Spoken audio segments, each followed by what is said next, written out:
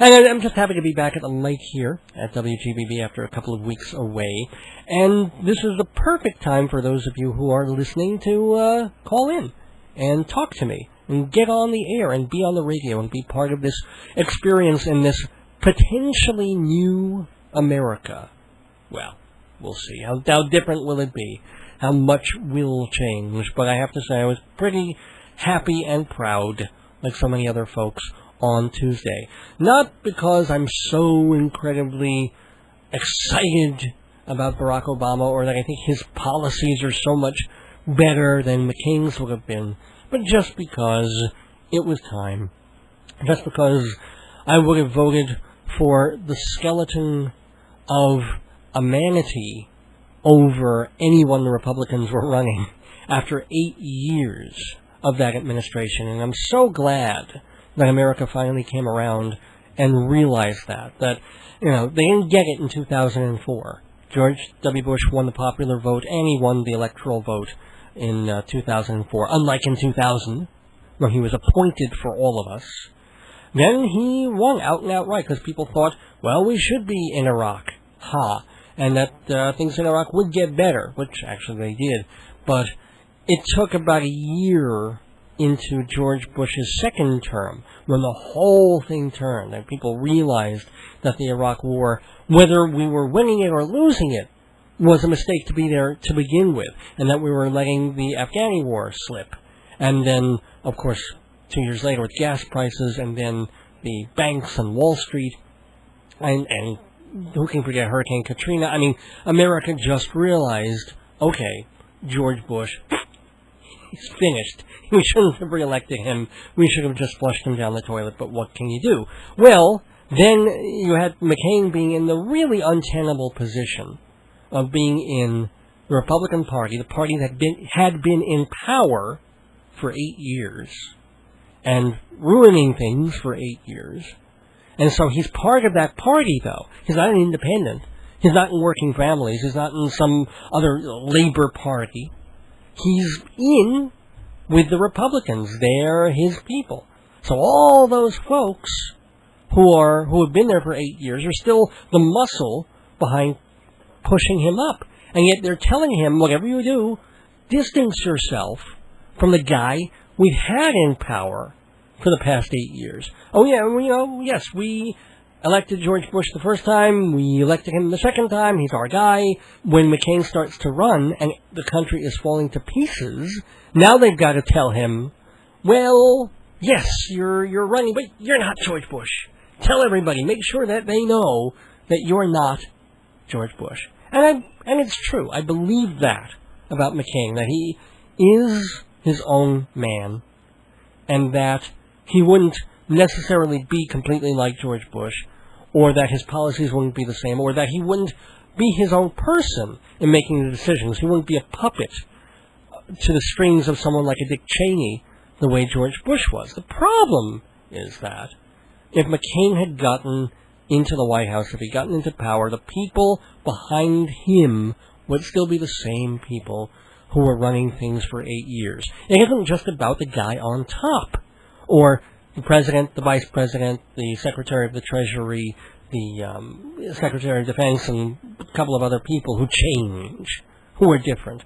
The press secretary, people like that. It's the hundreds of other folks in their jobs who were responsible for where we are now. They won't go away so quick, because they're the folks who are trying to get McCain in power. So no, maybe McCain wouldn't have been George Bush, but he still would have been of the party of George Bush. And if I'm proud of anything that happened on election night on Tuesday, I'm proud of the fact that America realized that you don't have to be George Bush to be part of the party that screwed things up. And, it made me... I only wish that Barack had won by an even greater margin. I've taken more electoral states. So I'm thrilled still that Barack Obama triumphed. Literally, he triumphed on Tuesday. It was a picture-perfect moment. It had all the elements of drama. You knew while you were watching it. And I have no love for Jesse Jackson. God knows. I did not vote for him, would not have voted for him 20-some-odd years ago when he was running because of his comments and things like that. It was a different time. Well, to see him really not being the politician at that point, but honest to God, they showed that close-up of his face when he was crying. That was damn touching. Because, apart from all the politics and the dumb things that he said, and there's some good things that he did, and the fact that he's a reverend, but what does he really do for a living, and, how close is he with Sharpton and people like that, At that moment, he was a black American citizen who had lived long enough to see the civil rights movement, the 60s, to see the whites-only signs and the dogs and the fire hoses, and also to see everyone from Muhammad Ali to Miriam Makeba to the rise of black actors like Denzel Washington out of Sidney Poitier, and when he was still a kid, you didn't even have that in the movies. You had Mantan Moreland, and you had Butterfly McQueen. I mean, just the sea change that he was able to live through. And then, there he is. To know that someone went ahead and did it. I know I'm not saying something that everybody hasn't been saying for the past week. Yes, okay, congratulations. America has finally, on some level, overcome something very, very important. We all know this. But it was that was one of the moments that crystallized it, to see Jackson crying like that, to see just the throngs of people all over the country fairly spontaneously. It was the exact opposite, in a way, of Rodney King. Remember the whole Rodney King thing where that guy who really deserved to be arrested but not beaten the crap out of? So they get him, and there's this spontaneous sense of frustration and anger in the black and minority communities. Rodney King, they pull him out of the truck, or that was the black people doing that to the white truck driver, but the cops wailing on Rodney King, and it just became this flashpoint moment, especially in California, places like that. And the rage came out, like in Watts. The rage came out, like in Attica. Just years and years of oppression and hatred, and the sense that, even if it wasn't direct the way it used to be in the first part of the 20th century, even if it was more indirect, that they weren't being paid as much, that they weren't necessarily even being considered for jobs that they would be qualified for. Okay, just the looks that they would get when they're in a store trying to buy something, not trying to steal anything, just trying to be a consumer. All of that. Just walking down the street and knowing that all the white faces who see you will see black first, and then male, female, professional, mother, soldier, whatever, second. For all that to explode the way it did, I guess it was 20-odd years ago during the LA riots. This was the opposite of that. This was America doing something right. It was Americans getting together and saying, oh, we know the last 8 years, or at least certainly 4 of the last 8 years, but I think the whole last 8 years was a mistake, a disaster, and what were we thinking, what were we drinking? The Democratic Party has a black man, they want a young, attractive, incredibly well-spoken and smart and finessed black man. Let's get him in charge. Let's put him in a place of power and see what he can do, because this is America. And the fact that white people were celebrating, liberals, of course, were celebrating, and then instead of the way it was in the LA riots, the black people coming out and saying, let's get out there and enjoy this historical, beautiful moment. Let's celebrate this, even if he turns out to be a lousy president, which could very well be. I mean, I'm sure there was quite a bit of celebration in New York when Mayor Dinkins came in after Ed Koch. I mean, Koch was a very, very likable mayor, very personable and very powerful personality, but he certainly had his faults as a mayor. The city was going to hell. And so you had Dinkins coming in, and people thought, oh, okay, he was also very smooth, suave, kind of good-looking guy, well-spoken, played tennis, and looked really great going to all those kinds of mayoral opening things and galleries and cocktail stuff. Whether he was a good mayor, not so much. And all. Took Giuliani to come in there and really change New York. So by the middle of Dinkins' term, everybody knew, oh no, oh man. But hey, we had a black mayor. It was cool. Well, it's New York. Why not? Why did that take so long in a place like New York? So it may happen for Obama too. And in fact, when Obama's campaign was first getting off the ground, before he became the steamroll machine that he was for the past 2 months, that brought him into the White House, almost coasted him in. When he was first, well, will it be him or Edwards or Hillary or whoever? And I was thinking, he's got potential. He's really, really well spoken, and he looks like a leader. He sounds like a leader.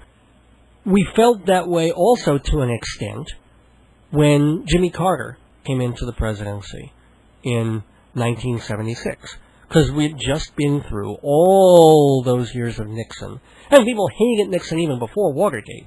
I mean, Nixon was not telegenic. He was not personable. He was obviously a very kind of insular and very almost paranoid kind of a leader. He had very weird and dumb, eccentric people working for and with him.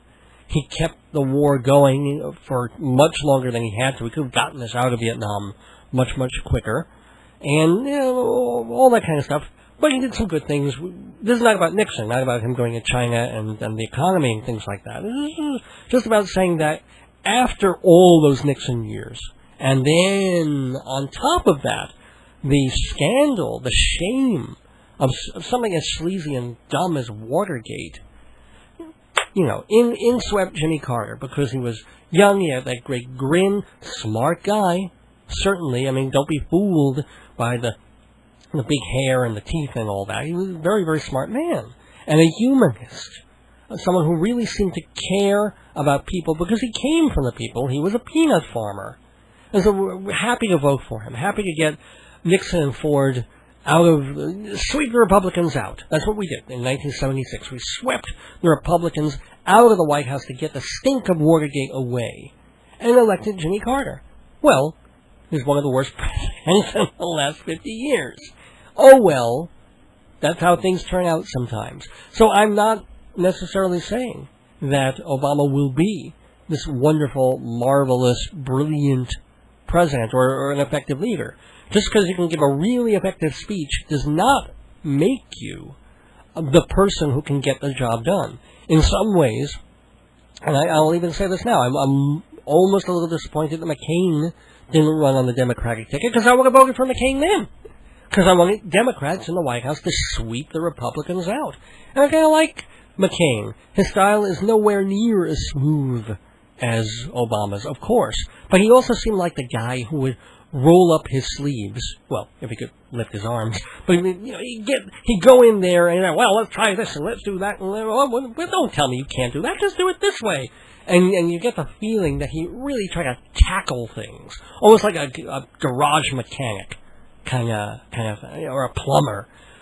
All these tubes of America have to be rejiggered and twisted a certain way, and he can, by golly, by gosh, he survived a prisoner of war camp. He can do that. Whereas with Obama, you do wonder, okay, he can give a tremendous speech and probably sit people down from all nations and really have a lovely conversation. But when things start getting heated, and you have to start compromising and figuring out how to make deals really happen, and how to really get a tax plan going, or really solve health care, we shall see. But I'm proud to have voted for him. I'm proud that he won, and I hope that you are too. Hi, I'm Dave, and I host a program called Dave's Gone By. And that program airs Sunday nights at 11 on WGBB Freeport. And that station is AM 1240 on your dial. And that dial is on your radio. And your radio is the only thing that stands between you and those little green men you see when you eat too much spicy food. You've been warned. There goes the neighborhood. We got David Lefkowitz here. He's a Long Island arts guy. He's got his own radio show.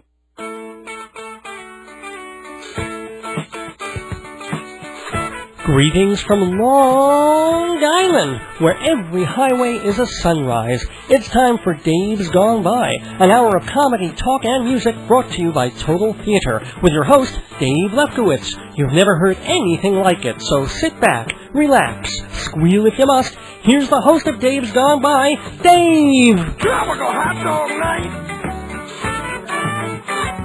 Like two flamingos in a fruit fight.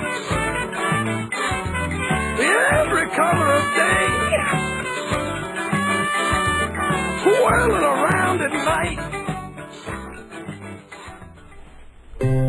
Meow! I'm not an ordinary cat. I'm a copycat. I love to make copies, so my favorite place is Hewlett Minuteman Press. For 3 decades, they've been on Broadway in Hewlett, printing booklets, making business cards, designing wedding invitations, and making millions of copies. Meow! How good is Minuteman? Hey, I used to have 1 life, now I've got 9. Hewlett Minuteman on Broadway opposite Loman's. Tell him Toner the Copycat sent you for 10% off. You know, you go away for a couple of weeks, and you just lose all sense of how the mechanics work here, and you know, I was going to do this whole big intro opening and say hi to everybody, and instead hit the wrong thing and played the commercial, and then hit another wrong thing and couldn't get on mic. But let me start again to say, well, there goes the neighborhood. Welcome, everybody, to this edition, this long-awaited edition of the new season of Dave's Gone By on WGBB. It is Sunday night, the 9th of November. See, I even wrote it down on my piece of paper. I had 11/2 written down. It was actually 11/9. But what I do know is that this is the 296th episode of Dave's Gone By. And we're calling it the Eder Side. Not the other side, but the Eder Side. Because hopefully, fingers crossed, we're going to be having a live interview with a big Broadway actress and singing pop star, Linda Eder. She's, you probably best know her from appearing in the Broadway musical Jekyll and Hyde a few years back, and she really became pretty famous from it, and that led to a concert career all around America, all around the world, pretty much, and also a recording career. She's got a new CD out called The Other Side of Me, so we're going to see the Eder side of things tonight on Dave's Gone By. And also, if there's time, we'll be going inside Broadway, so it's a theatrical kind of Dave's Gone By. We do these every now and again, because we do Inside Broadway every episode that we can, where we look at what's going on Broadway and review a couple of shows. So we want to do that too. And let's see, what am I reviewing tonight? Oh yes, the big Broadway revival, the starry revival of Speed the Plow, the David Mamet play that just opened about 2 weeks ago. It's got Raul Esparza in it, Jeremy Piven, you may know him from Entourage, and Elizabeth Moss from Mad Men. So we're going to let you know what we thought of Speed the Plow. But we're going to plow ahead into this edition of Dave's Gone By. Before we go Edering, gotta do what we do every week, and thanks so much the sponsors of this radio show, which include Hewlett Minuteman Press, the copy kings of Broadway. You just heard their commercial, albeit a little early. You know, if you're a Dave's Gone By listener and you tell them so at Hewlett Minuteman Press, you get 10% off. No job too big or small at Hewlett Minuteman Press, 1315 Broadway in Hewlett. Also, we are sponsored by Performing Arts Insider Theater Magazine, the Bible of Broadway for 65 years. Everything you need to know about the stages of New York, Broadway, off-Broadway, cabaret, opera, dance, the special events and awards. It's all in the pages of Performing Arts Insider magazine, and Dave's Gone By listeners get an amazing special discount subscription price.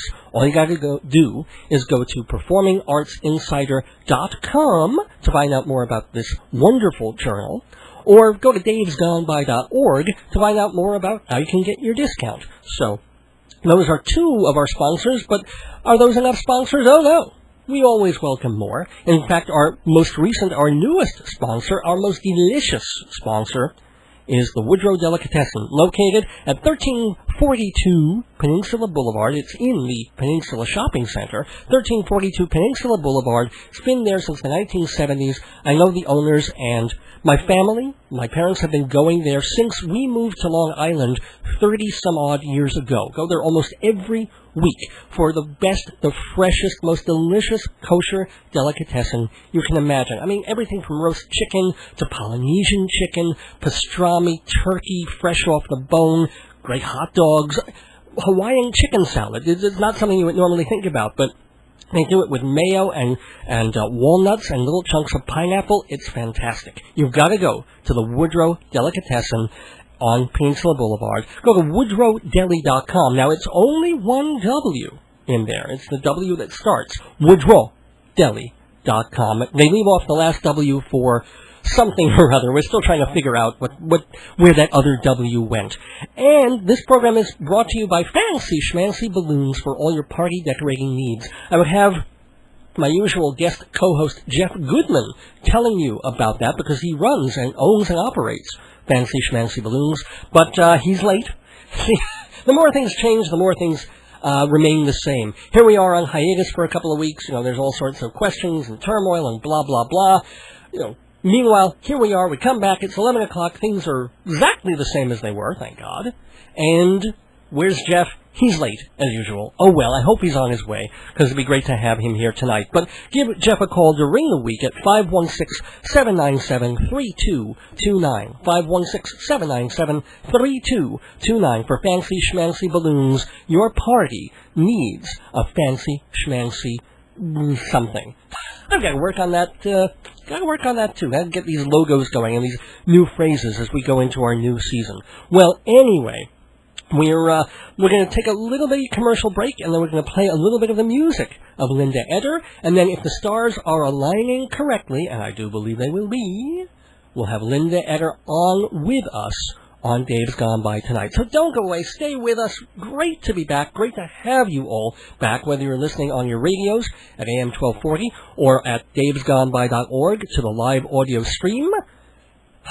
It's just so nice to be sitting here, and so nice to be hearing commercials and music and all these wonderful things in this post-election time. Don't go away. Shalom, damn it! This is Rabbi Sal Solomon asking you, what are the two most beautiful words in the English language? That's right, kosher deli! Actually, kosher isn't English per se, and delicatessens from the German, but screw that! Kosher deli, pastrami, corned beef, roast beef, tongue, brisket. If you have a good kosher deli, you're set. Well, I have a great kosher deli, the Woodrow, in the Peninsula Shopping Center of Hewlett, Long Island. Open 7 days, even Shabbos. Everything freshly made in the store, available for catering and private parties. The Woodrow, 516-791-4033. 791-4033. The Woodrow, words cannot express.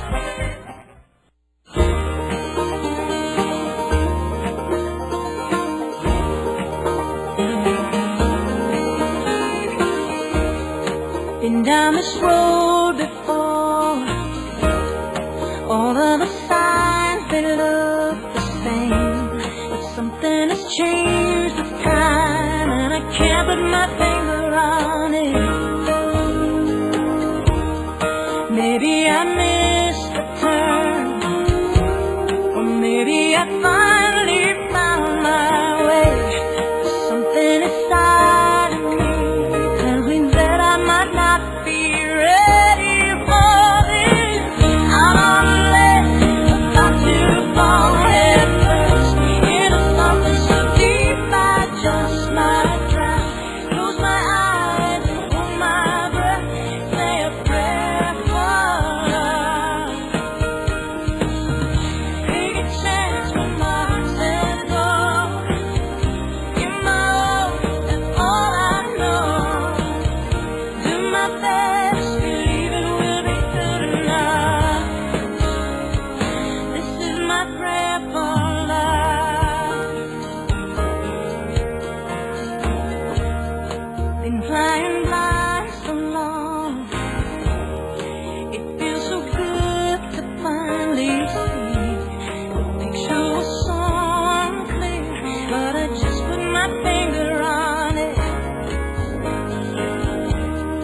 life is a crazy game. Somehow they always change the rules.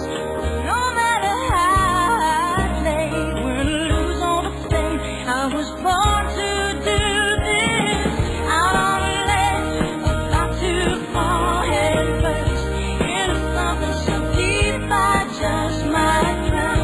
Close my eyes and hold my breath, say a prayer for love.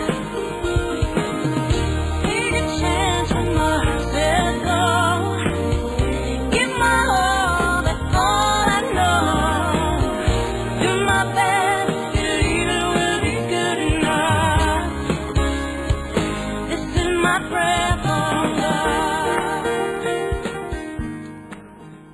Very catchy number. New song there from Linda Eder and her new album, The Other Side of Me. Linda Eder, as most of you might remember her from the Broadway show Jekyll and Hyde, but she's also done a bunch of other stuff, including lots and lots of concerts and quite a few CDs, and she's taking the time out tonight, on this Sunday evening, to be part of the neighborhood. So, first of all, let us welcome Linda Eder. Linda, how you doing? I'm doing good. How are you? I'm good. How was your weekend? What did you do this weekend? I actually was in Denver. I had a concert in Denver. Okay. Yeah, so traveling, flying. Well, you're raising kids, right? So is that, do you bring them with you, or how does that all work out? Well, I have one son. He's 9 years old, and he's in school, so it's, I don't travel too much with him unless it's something that's close by or happens to be something that might be a fun trip for him that happens to be on a weekend. But, most of the time he stays home with family here. Have you felt then that either you might have given up something by trying to be a mom and trying to be more home for him, or vice versa? Do you feel that, that going away, you might have done more Broadway or might have done more movies or whatever it is if you didn't have the familial thing tugging? How do you feel about that balance? Well, it is definitely balanced. I think I love Broadway, but that's really the reason I haven't gone back since Jekyll and Hyde is because I had him right after I left the show, and I just knew from knowing what that schedule was like that it wasn't going to be right for me to try to do both because I just wouldn't be there for him, especially when he hit the school years, where I'd be driving to work shortly after he would be getting home from school and getting home late, and it just wouldn't work for me. So I've sort of carved a nice niche, so I've figured out a way to balance it. I do most of those shows on the weekends and only so many per month, and once in a while it gets a little hectic and I do feel a little working mother's guilt, but he seems pretty well adjusted. He's used to me traveling and working, and it's just so far I think it's worked out okay. Well, cool. Well, great. And so you must do about what, maybe 70, 80 concerts a year, if you figure it? No, I think I average around 50, when you add in the days of flying. I mean, that's 50 shows. I mean, I do some other things, where they're not concerts per se listed on the schedule. They're work-related things or they're special appearances, different things, but a lot of those tend to be, Manhattan. Cool. Works out. And speaking of location, do you consider yourself an Arizonan or a Minnesotan? Well, I guess I consider myself. Are you on a cell phone by any chance, or? Yeah, I am actually. Oh boy. Trying to speak into it and don't move around very much except your lips. Okay. We may be all right. You're kind of breaking up there for a moment. But you were born, as you said, in Tucson or Brainerd? Wait. I was born in Tucson, but I grew up in Minnesota. So most of my life was, growing up was spent in Minnesota. I was not even a year old when we moved to Minnesota, so I'm a Minnesota girl. So, growing up there, did you feel culturally attuned to things? Were you involved, or were you taken a lot to the theater there, or did you have to get out of there? No. Oh, wow. No, not at all. Okay.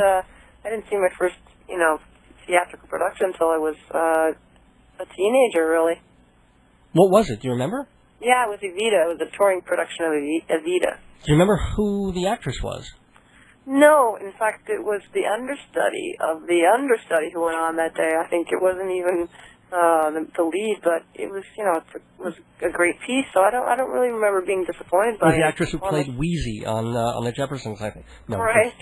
Kidding. No, it's funny because when I finally got to see Evita, it was one of the first Broadway shows I saw as a grown-up, and I went on a Wednesday matinee, and I heard so many amazing things about it, about the actress, and turned out Patti LuPone wasn't in on the Wednesday matinees, and Che Guevara's Mandy Patinkin wasn't in on a Wednesday matinee. And it was a good show, but I always wondered, now having seen Patti LuPone, especially in Gypsy, and having seen her in Sweeney Todd, it's like, there was something that I was missing that afternoon.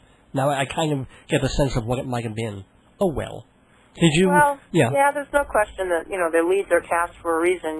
They generally will bring something to the role, but, it goes both ways. I think sometimes the understudies can be better. You never know. Oh, absolutely. I mean, I'm not knocking understudies, but sometimes you also understand the level of star power. Yeah. Did that Evita make a huge impression on you? Did you go home for the next week and a half with your arms in the air singing Don't Cry for Me, Argentina? Or was it just your mom took you to that, and then the next day you were playing sports, and the next day something else, and it was just part of stuff? Well, I think it was like anything with me that had to do with singing on stage. From the moment I heard, Judy Garland as a kid when I was 8 and figured out that I wanted to sing, I think any time I went to something that had a person standing up on a stage singing, I wanted to be doing that, So, yes, I'm sure it had a big impact on me. Now, when did you realize that you had a really good singing voice? Well, I think I sang all the time from the moment I could make sounds to sing. I think it was a toy as a kid, but innately I was a musician, so that was my instrument, so I was always sort of singing, and I think I just started to realize that my voice could do things that my brother and my sister's voice couldn't do. I would hope your brother couldn't do those things. That would be a little scary, actually. Well, when he was younger, he had a beautiful soprano. Okay. And even older, when you kicked him in just the right way, exactly. It hit those notes again. Now, it says in your bio that your main influences when you really started to become a singer and a vocalist were Judy Garland and then Barbra Streisand. Is that true, or is it just the most obvious ones to name? Well, it's funny because, I do have a Garland tribute album now, but really her influence was not so much her style at that time. It was more the fact that she was a performer and she was out there with her heart on her sleeve, and she was singing, and that's really what made me say, okay, that's what I want to be doing. I want to be performing for people. But at that time, actually, I was more interested in a classical type voice. Eileen Farrell was a classical performer, opera singer that I loved when I was 10 years old, and she was my first vocal teacher, I think, just by listening to her. And then I went from her to really discovering Barbra Streisand as a young teenager, and she became my next teacher, And did you ever have a thought of doing opera, or was it always more? Oh, wow. Yeah, I did. I love it still to this day. I mean, I almost sometimes I regret not having pursued it because I think I did have a voice that lent itself to that, and I love the musicality of it. I've always had a soft spot for it. So at the point when, I assume you took real singing lessons for a while, developed a style. Not really. No. I pretty much self-taught. I had been singing professionally for years before I actually tried some vocal lessons, and I went really only for a few months, and to a wonderful man, but I just didn't feel like it was really doing anything, because for one thing, I wasn't even singing in that sort of pop or Broadway style, which I do on stage. I was going and singing these classic scales and then thinking the whole time, well, if you ever heard me on stage belting out these songs, you probably would hate it. But he ended up coming, one night to the nightclub where I was singing, and he loved it. He was very supportive, but I really didn't continue on. And then years later, when I moved to Manhattan, I thought I should try it again, and I took for even a shorter period of time, just a matter of a few weeks. I just realized that the woman I was going to wasn't. I felt like I knew more than she did, so I didn't really continue with that. So I'm pretty much self-taught. Well, do you have any rituals or any certain things that you do daily to either warm up your voice or to keep your voice okay?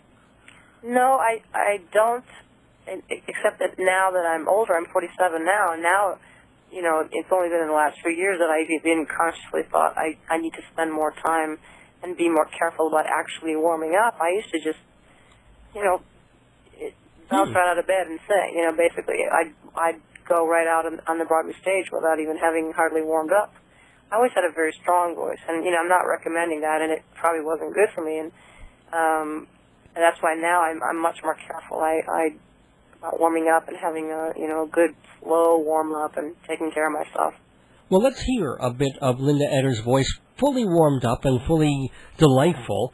This is a song, I believe it's from the new album, If You Believe, or is that from a previous one? I don't have the disc in front of me. This album is called The Other Side of Me, and this is a track called If You Believe.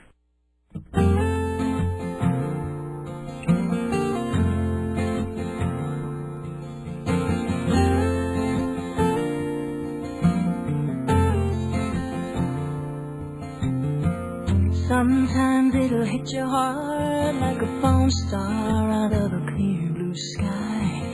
Other times it's a softest whisper that'll take it by surprise. God bless the broken heart that comes apart in pieces.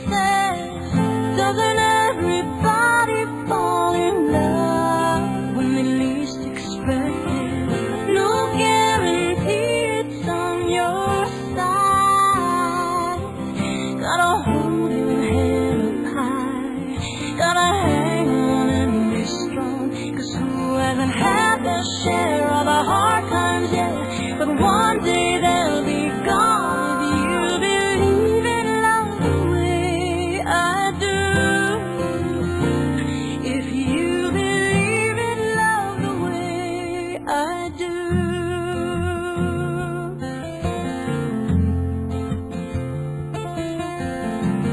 Some say that love is like catching fireflies with your eyes shut tight. Others say it's a winding river, gotta find your way across it. One dream is all you need, 1,000 sparks igniting. Doesn't everybody fall in love when they least expect it? No guarantee it's on your side. Gotta hold your head up high. Gotta hang on and be strong. 'Cause who hasn't had their share of the hard times yet? One day they'll be gone. You believe in love the way I do. If you believe in love, I can't let those voices that lead me down that road where the point of view is hopeless and the world is bleak and cold.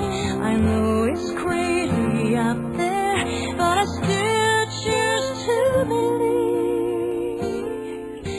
that underneath the surface there's no true purpose for me.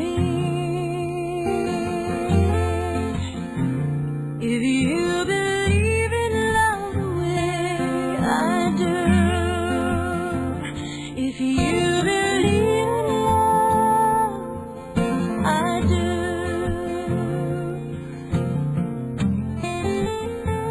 Yeah, I do.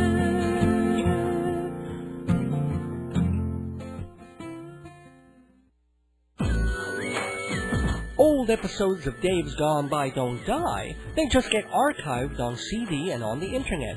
They're on CD for just $10, including shipping and handling. Makes a wonderful gift. But if you just want to listen on your computer, you can go to davesgoneby.org and see all the archives and listen to them free anytime at all, including a list of what's been on every episode of Dave's Gone By. So, go to davesgoneby.org for all the information you need to know to hear me on CD.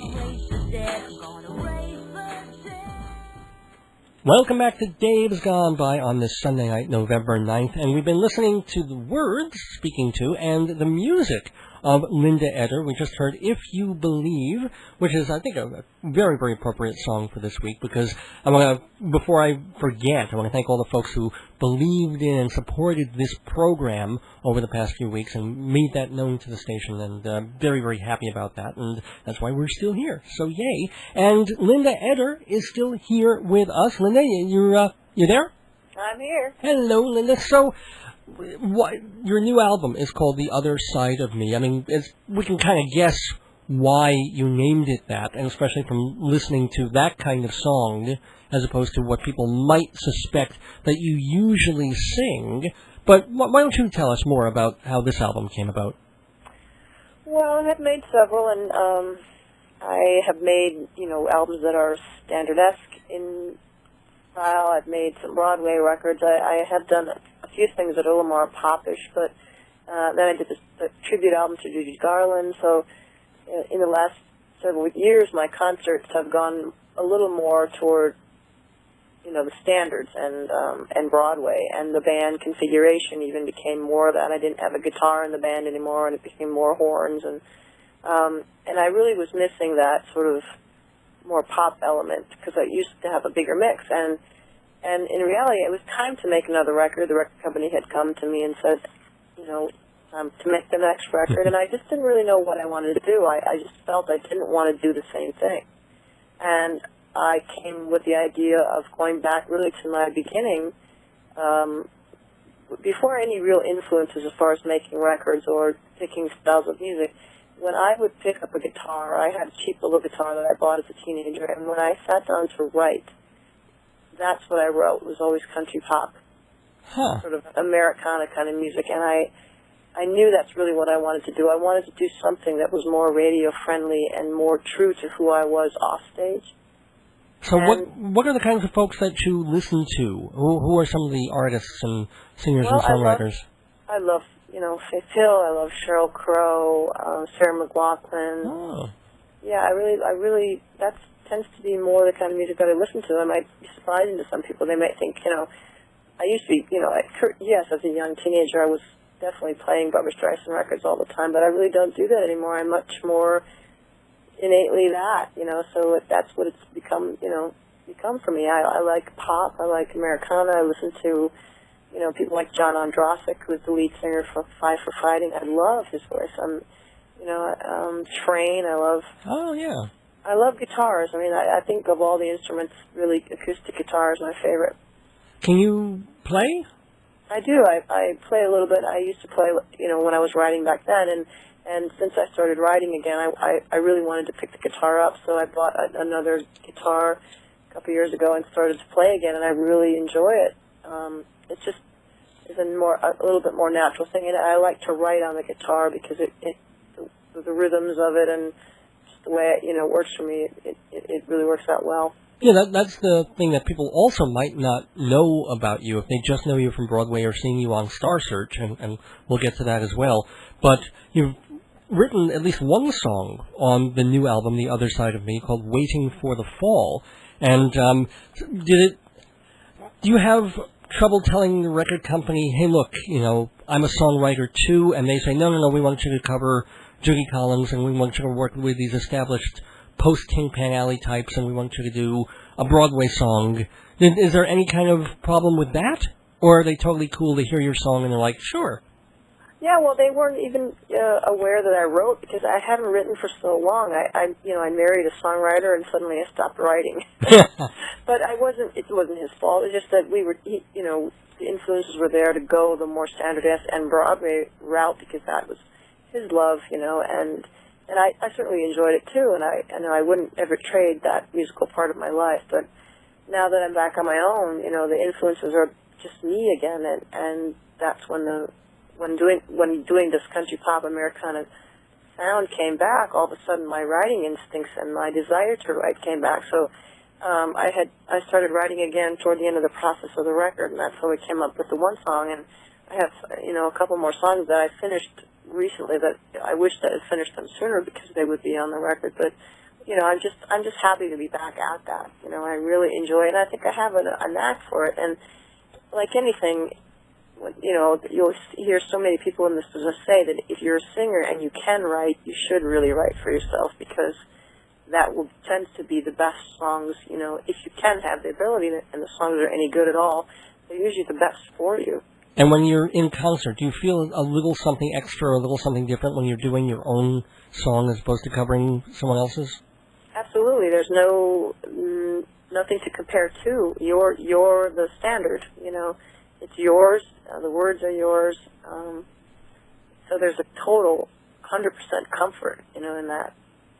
Cool. Now, you had mentioned that you were married to a songwriter. I guess we can extrapolate on that just a little bit, because your ex-husband was actually on the show a couple of years ago, Frank Wildhorn, who wrote Jekyll and Hyde and who wrote a bunch of other shows, Dracula and various versions of The Scar on the Pimpernel, Civil War. Mm-hmm. So you were married for a decade or so? Or No, well, we were married for 6 years. We were together 17, though. Wow. So why was marriage so different from when you were dating? What went wrong? Well, we dated for quite a long time, and you know, I don't know, he'd been married once before, and the impetus to get married, I don't know, it was maybe not uppermost important in either one of our minds. We sort of felt married, and then we just decided to go ahead and get married. And having been married, then, of course, the desire to have a child, you know, it's the natural flow of things. But I think it went wrong in the sense that the music was such a driving force in the relationship. And in a way, it's really yes, music's a wonderful thing, and it can bring people together, but it shouldn't be the thing that holds you together. And, you know, over time, once I had a child, I felt like I changed. And my focus, even though I was very driven and maybe not as driven as he is, you know, in his career, he's kind of 24/7 about it. And I had a lot more of that when I was younger, but in reality, I have a lot of other interests. So I couldn't keep up with that desire to be always about the music and always into that. And I think ultimately that's when I stepped back and realized, you know, as wonderful as he is, this isn't really the person that I'm meant to be with for the rest of my life, because I'm too normal. I have too many other interests that are just normal, you know, and the Minnesota farm girl. Well, have you met the person that perhaps you are going to be with, or anybody close, or? Well, I've been with someone, you know, for the last 4 years, and I, you know, love him. I'm just taking it a day at a time. You know, I don't really have that desire now that burning desire that I have to get married. I've been married, I've had a child, so I've completed, you know, something that a lot of people feel is something you need in life, and I've sort of done that, and I look at life differently these days, and I just want to enjoy it, and that can come in many different forms. So I'm happy, you know, I'm really happy with where I am. I feel like I'm a different person than I was 5 years ago. I sort of feel like we all go through, we change, you know, maybe every 5-7 years we sort of make a slight shift and we become something else, and then it shifts again, and we just continue to grow. And I feel like that's what's happened to me. And I think making this record, I feel like I have grown musically more in the last 2 years than I have in the last 10, because I stretched myself, and I produced it myself. So I spent about a year just working on the record. So you don't grow unless you put yourself out there. And by the way, just as you were talking about all that, it also just made so much sense why you would include on the album Judy Collins' Both Sides Now. I mean, that's exactly where you're at.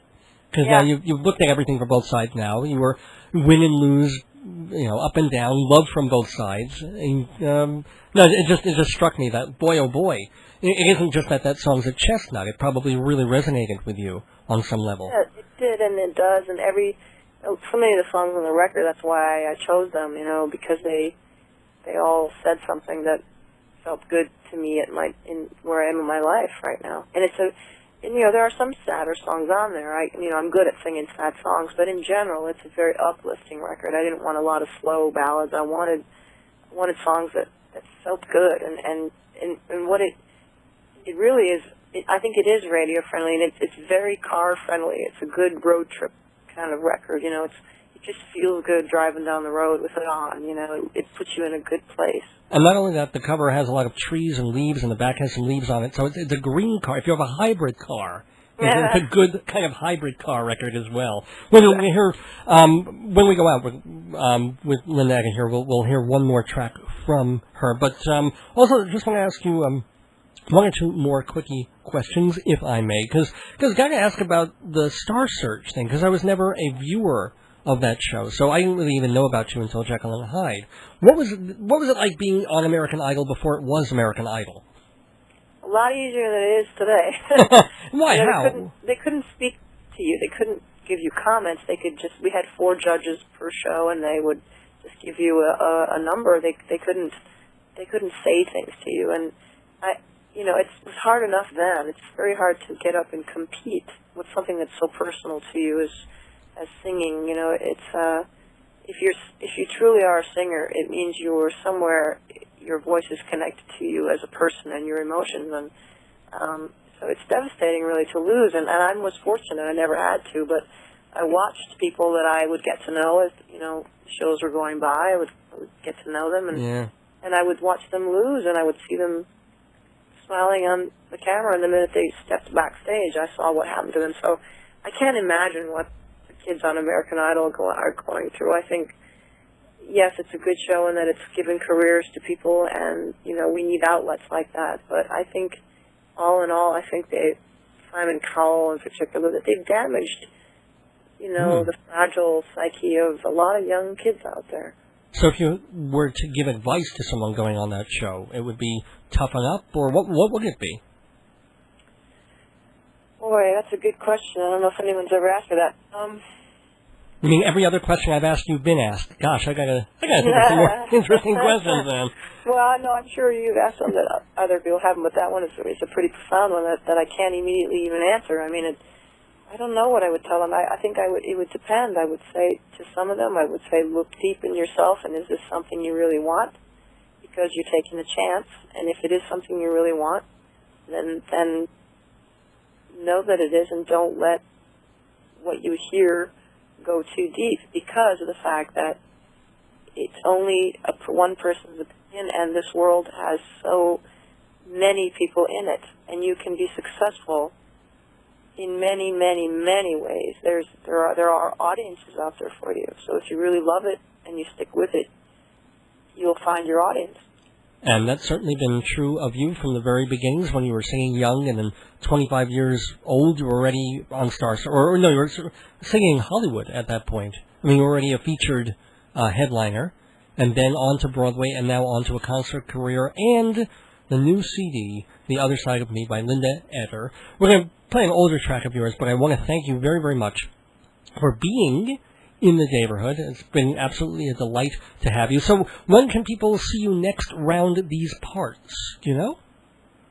Well, you just have to keep checking lindaeder.com. That's where the schedule is. And people, I'm terrible. I don't know my schedule much beyond the one that's coming up, because I've been doing this for so long. I have to check my own message board to see, or my own website, just to see where I am next week. But just check out lindaeder.com there, and I do get all around the country, and hopefully I'll be in your neighborhood. Well, thank you for being in the neighborhood, Linda Eder. Thank you.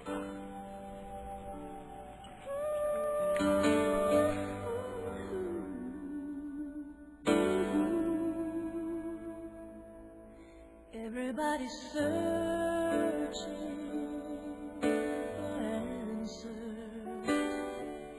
Everybody tries to find some meaning in their lives. Where do we belong? Who will be our shelter? Looking for salvation, a haven from the storm.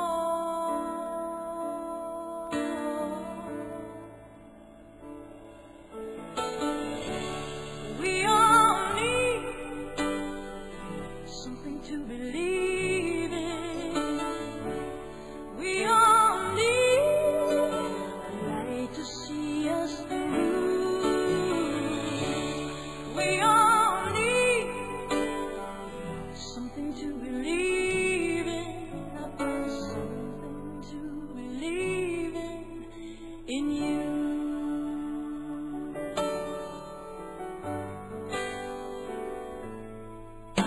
like a wayward ship drifting out to nowhere, tossing in the raging waters, trying to find my way home. You must be an angel watching over me, loving arms my harbor. Now I know I'm not alone. We all need something to believe in. We all need a light to see us through.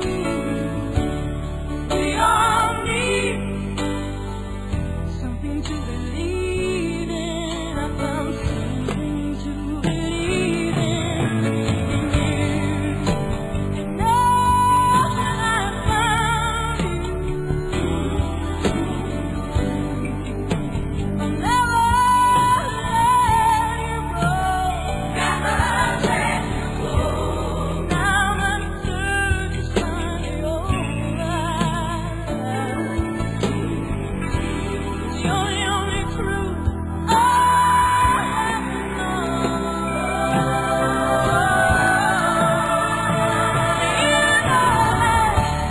We all need something to believe in.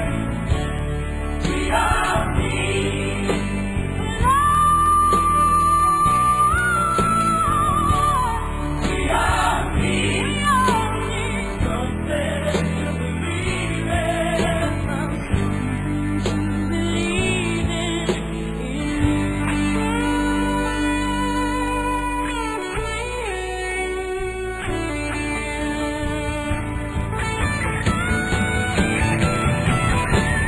We all need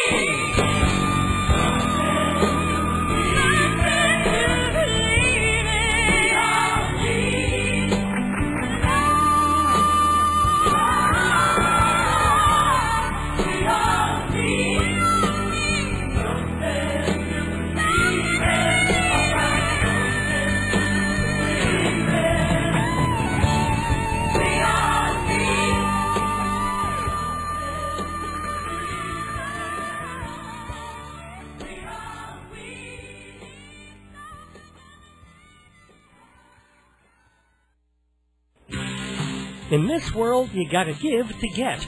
Give Dave's Gone By just a little bit of money, and you'll get terrific advertising every week to listeners throughout Long Island and globally on the web. Call 516-295-1511, 295-1511, or email davesgoneby@aol.com to advertise on Dave's Gone By. Give a little, get a lot. Inside Broadway, brought to you by Performing Arts Insider and TotalTheater.com. Yes, we are going inside Broadway. We've already sort of been inside Broadway, thanks to our wonderful guest, Linda Eder. Want to give you some Broadway news, and then got something really, really special coming up. I wasn't expecting this, but this is going to be really neat, so definitely stay tuned. Let's get through the big Broadway news of the week. First of all, there's going to be a big Broadway revival of Guys and Dolls coming in February, and it's going to star Lauren Graham. She's the woman who played Lorelei on TV's Gilmore Girls. She's going to play Adelaide in Guys and Dolls opposite Oliver Platt as Nathan Detroit. That's the Frank Sinatra role, if you remember the movie. No word on further casting, who's playing Sarah and all those other folks, but should be interesting. Coming to Broadway in just a couple of months. Also, we've got another revival of Hedda Gabler coming to Broadway. I don't know why we need another revival of Hedda Gabler, but this one has some pretty cool people in the cast, including Paul Sparks, Michael Cerveris, and Broadway's darling Mary Louise Parker. And that's a roundabout production coming to the American Airlines Theater in January. And here's really the big news, the big starry, filmy news of the week. Jane Fonda is going to be back on Broadway for the first time since 1963 when she was in Strange Interlude. She will be doing a new play I guess that's the only way you can get a new play on Broadway these days, is by having a big star in it. Moises Kaufman is directing it. He and his Tectonic Theater project created the Laramie Project and the Three Trials of Oscar Wilde. It's a play called 33 Variations, and it's coming this winter. They don't have the dates for the theater yet, but should be kind of interesting. The play tried out at Arena Stage and at La Jolla Playhouse. There it starred Jane Atkinson, but now it's going to be starring Jane Fonda, because, well, this is Broadway. And did you know that Jane Fonda was Tony nominated for her Broadway debut back in 1960 in a play called There Was a Little Girl? Well, some sad Broadway news this week, unfortunate Broadway news.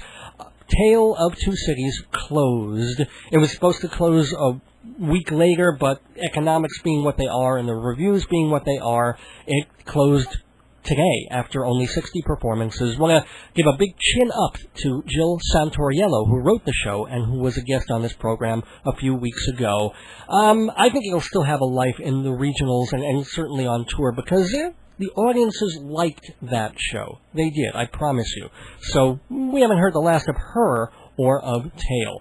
Anyway, want to say now that this is so exciting. We're going to review Speed the Plow on this edition of Broadway, of Inside Broadway, because it's this important, big, new David Mamet revival. But instead, we have another Broadway star on the telephone with us.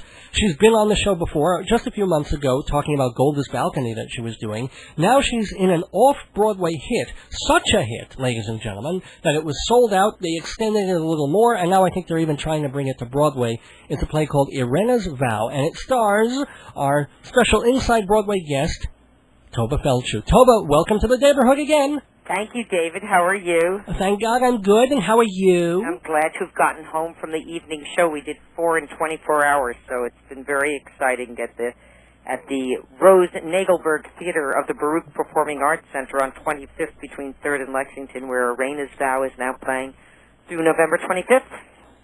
Fall Theater Mania. Do I sound like enough of an ad for this? Well, it's not only... try everybody saying the Rose Nagelberg Theater and the Baruch Performing Arts Center. Oh, come on! I was so glad that we could find a Polish Catholic in the Baruch Performing Arts Center. So tell people about Irena's Vow, first of all. The most important thing is that Irena's Vow is a true story about a young Christian rescuer who saved the lives of 12 Jews and an infant Jewish boy by hiding them in the cellar of the highest-ranking German officer in Tarnopol, the Ukraine, during the war. She hid them for 2 years, and they all survived. Every single one. Her plaque is right next to Oscar Schindler's on the Walk of the Righteous in Israel, and her name is Irena Gut-Opdyke, and she was 17 when the war broke out, and she saved these people between her 17th year of life and her 21st year of life. And it is an example of how ordinary people under extraordinary circumstances can do extraordinary things. Now, do you play her at that age? I play her at 70 and 17. Oh, okay. And was that a challenge? Yeah. Okay. My job, though. Well, okay, but how do you go about playing someone who's I went to Lithuania, the Ukraine, and Poland to trace her life, much like I went all over Milwaukee, or as she would say, Milwaukee, for Golda, Denver, New York, and all over Israel for Golda Meir. I also actually went to Kiev this year in researching Irena and found Golda's childhood apartment. It's a big thrill. Oh, wow. She was brought up in Kiev, Ukraine. And when did the Irena, is she still with us, or did she pass? She just passed away. Did you get to meet her or talk to her? No, I know her daughter, and I know the infant boy that she saved. The Jews wanted to abort a child. There was a pregnancy. One of the married couples whom she was hiding, the woman became pregnant, and they wanted to abort, and she said, I cannot do it, I'm a Catholic. And they said, this isn't a matter of religion, this is a matter of life and death, 13 lives to be exact. And she says, you don't understand. I saw a baby ripped out of its mother's arms, and it was murdered in front of me. And I stood there, and I did nothing. I could do nothing.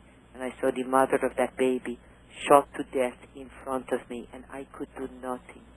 And I made a vow then and there to God that if ever I got the chance to save a life, I would do it. And she saves this baby's life, and this baby lives. And this baby, 35 years later, comes to America to find Irena. ends up in Loma Linda, California, on her doorstep saying, I believe you're my mother. And she goes, your mother? No, I'm sorry, you're mistaken. No, there's no mistake. I said, perhaps your mother has the same name as mine, but I only got one daughter. If I had a son, I think I would have noticed. He said, no, it's I who have two mothers, one who gave birth to me and one who gave me my life. Who gave me my life. Wow. It's a wow. Yeah. It's a great honor to play this marvelous woman who really depended not just on her wits but on her faith in order to keep going and not allow these people to die, because there were challenges at every second, and you could do 97 things right, and if you made a mistake on the 98th thing, the Gestapo was there, and you were dead. Well, that's the Anne Frank story. I mean, that's exactly exactly for 2 right. years in an attic, and then one day, some neighbor, and that's it, There's something very important to remember about Anne Frank, not to belittle it for a moment, but Miep was not killed for hiding or helping the Frank family. Inside le gouvernement général, which was the area of Poland that the Reich dominated, if you helped a Jew, it was punishable by death. And they would hang you in the town square along with the Jews you helped. And they would hang your wife and your children. So you and your seed would be eliminated for helping a Jew. So it's pretty rough. So Lorena knew darn well that by helping these people, by hiding them, that what she was doing was punishable by death. Wow. It was a wow. It was a total wow. And since the show extended, I had already committed to do 2 very wonderful, precious performances of Golda's Balcony. I have now brought Golda's Balcony back, and I'm making my American debut in the new version of Golda's Balcony. You'd call it the traveling version of it, which has the Broadway star, the Broadway sound, the Broadway projections, the Broadway costume, the Broadway wig, and especially the Broadway fat suit, as well as the actress and the director. But but each person, each venue that does the show supplies the set, the simple 2 chairs and table. I bring the telephone. We have a very, very simple set. But other than that, it's pretty much what it was on Broadway. And I'm doing it this Saturday in 6 days at the New Jersey State Theater for 1,800 people a show. One at 3 and one at 8:30 for those that are Shomer Shabbos. So that's my most important message, that if you'd like to see me in rep with myself, well, okay. The 2 greatest roles of my career, you can go Friday night and Sunday to Arena's Vow at the Rose Nagelberg Theater at Baruch College at 25th Street in Manhattan, between Lex and 3rd and Call Theater Mania. But you can go on Saturday to the New Jersey State Theater, this gorgeous theater in New Brunswick, and you just go 732-246-SHOW. That's how you order tickets, 732-246-SHOW, or just www.statetheaternj.org to buy your seats. And I bet you Theater Mania also has a blurb about how to get the seats. Oh, I'm sure. And do you have a website where all this information also is? Yes, it's www.tovahfeldshuh.com. And as I say, Theater Mania does announce this is Tovah Feldshuh to star in Golda's Balcony at the New Jersey State Theater, 732-246-SHOW. The tickets start at only $30, and there's tons and tons. Yeah, Arena's Vow is much more expensive, but it's a much smaller theater. So there are tons and tons of trains going right from Penn Station to New Brunswick, and it's nothing. It's a walk from the station. I know because I played George Street Playhouse, and that's how we used to get there.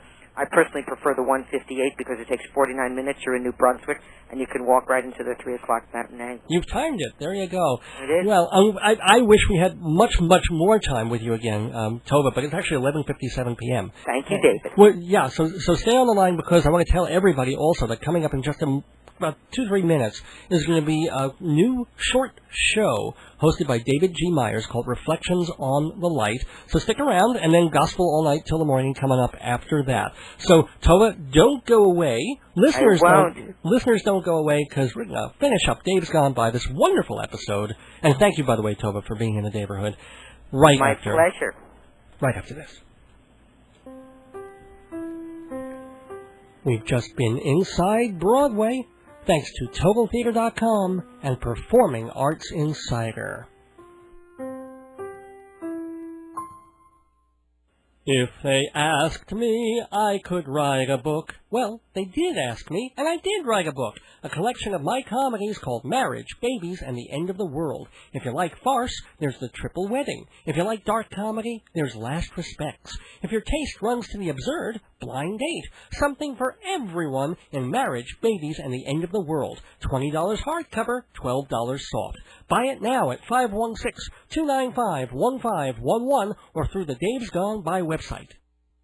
Yes, and welcome back to the closing moments of Dave's Gone By. I'm going to do this quickly because we do have to go, but I want to thank so many folks. I want to thank Linda Eder. Please get her new CD. You've heard a couple of tracks from it. You've heard it's really good. It's called The Other Side of Me. Linda Eder. Definitely grab it, and thank her for being in the neighborhood. I want to thank Tovah Feldshuh for making an unscheduled appearance, and everybody go see her in Golders Balcony in New Jersey, and go see her in Irena's Vow off Broadway. Find out more at TovahFeldshuh.com, FELDSHUH.com. I want to thank, James Hodge for helping to make this program possible. I want to thank David G. Myers. Be listening to him in just a couple of minutes. I want to thank my folks, Mom and Dad Lefkowitz, for being the wonderful parents that they are. I want to thank my beloved and adorable and terrific and tremendous wife, Joyce, and the wonderful time we had in Maryland this week. It was really great to get away. Wish I had more time to talk about it. Maybe I will, depending on when the gospel folks get here. So, and then I want to thank... Well, I normally would thank Jeff Goodman. I hope he's okay. He'd normally be my guest co-host, but he's not here tonight. Oh, and gosh, I want to thank Dr. Demento for playing my song, Crappy Days Are Here Again.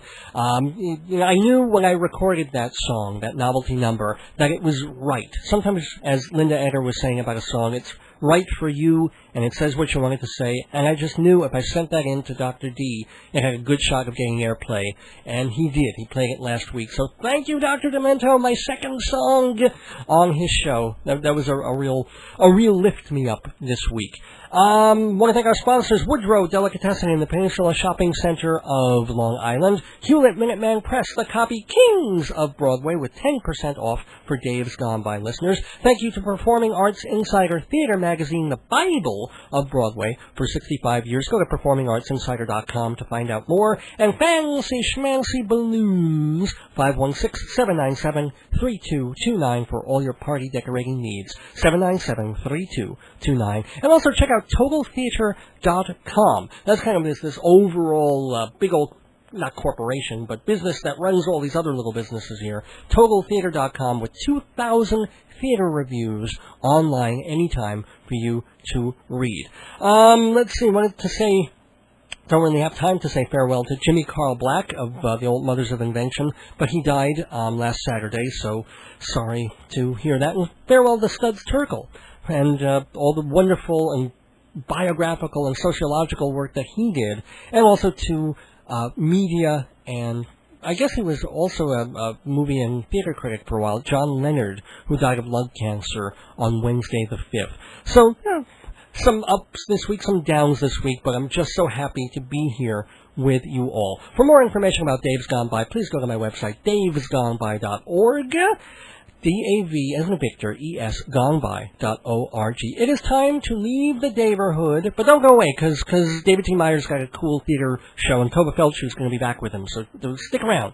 But it's time for me to leave the neighborhood. I'll be back next Sunday night, November 23rd, for the 297th episode of Dave's Gone By. Until then, don't miss your days going by. This is Dave Lefkowitz, wishing you good night. Wishing you 4 to make us forget the last 8 and gone by. Oh, and what Studs Terkel used to say, take it easy, but take it. Dave's gone by, there goes the day. Dave's gone by, there goes the day.